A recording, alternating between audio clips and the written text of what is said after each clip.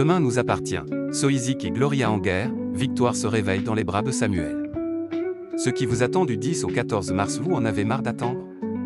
Avec Téléstar, découvrez en avance les résumés de Demain nous appartient pour la semaine du 10 au 14 mars 2025. À suivre du lundi au vendredi à 19h10 sur TF1. Timothée est sous le charme de Sidonie qui s'intéresse à son univers, lui pose tout un tas de questions sur son travail. Si Victor se réjouit de voir à nouveau le cœur de son fils battre la chamade, un détail finit par attirer son attention. Sidonie ne lui semble pas aussi parfaite que Timothée le pense.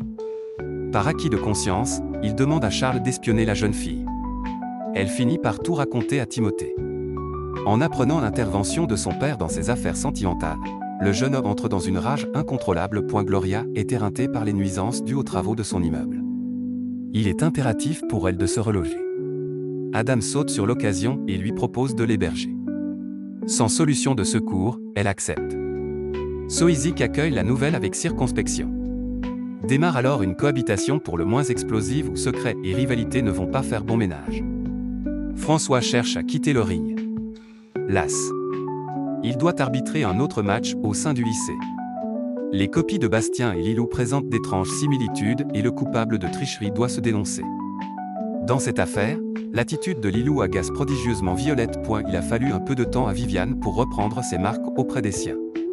Maintenant qu'elle se sent bien, elle a une annonce à faire à sa famille. Mais ce qu'elle a à leur dire les attriste plus que tout. Lorsque Victoire apprend que Marine repart de 7, elle est submergée par tout un tas d'émotions. Incapable de maîtriser l'ascenseur émotionnel dans lequel elle se retrouve, elle cherche un peu de soutien et de réconfort auprès de Samuel qui prend cette mission très au sérieux. Quand elle se réveille un matin, dans ses bras, c'est panique à bord, chez les Caron, l'ambiance aussi entre annonces de tempête et accalmie passagère. Du fond de sa prison, Vanessa met un coup de pression à Georges pour qu'il la laisse voir Lucien. Mona considère cette idée non recevable et tente de raisonner son fils. Quant à Mélodie, elle n'a de cesse de tout faire pour redorer son blason. Mais, depuis des jours, toutes ces distorsions créent d'inévitables tensions.